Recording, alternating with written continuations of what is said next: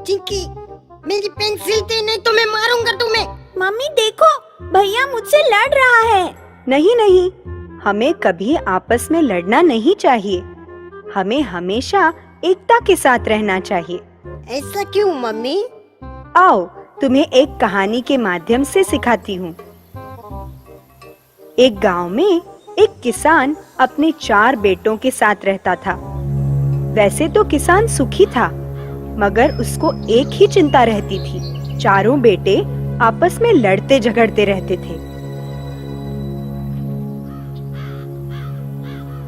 किसान सोचा करता, मेरे रहते हुए इनका ये हाल है, तो मेरे जाने के बाद ये चारों न जाने कितना लड़ा करेंगे। एक दिन किसान को एक उपाय सूझा। उसने चारों पुत्रों को एक साथ बुलाया और लकड़ियों का एक गट्ठा ले आया। लकड़ी के गट्ठे को बड़े बेटे के हाथ में देकर उसने बोला, अरे बेटा सुनो, आज तुम्हें मेरा एक जरूरी काम करना पड़ेगा। हाँ हाँ, बताइए पिताजी, क्या करना है? वह उत्साह से बोला। तुमको ये लकड़ी का गट्ठर तोड़कर दिखाना होगा। किसान ने कहा। बस इतना सा काम, अभी कर देता हूँ। और गड्ढा लेकर जोर लगाने लगा। बड़े बेटे ने खूब कोशिश की, मगर असफल रहा।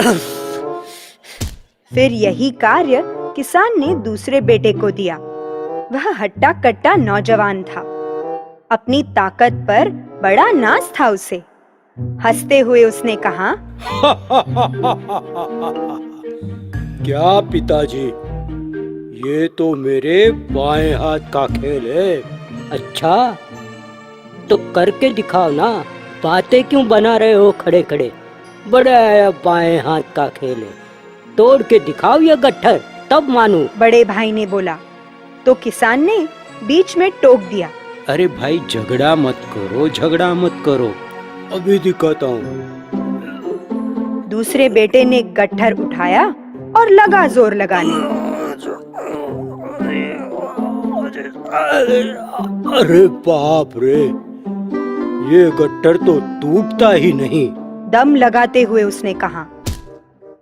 बारी बारी से किसान ने बाकी दोनों को भी गट्ठर दिया, पर सभी भाई असफल रहे। चारों को समझ नहीं आ रहा था कि पिताजी चाहते क्या हैं। फिर किसान ने उस गट्ठर को खोल दिया और सारी लकड़ियां अलग अलग हो गई। अब किसान ने चारों भाइयों से कहा, चलो एक आसान काम कर देता हूँ। अब एक एक लकड़ी उठाओ और तोड़ने का प्रयास करो।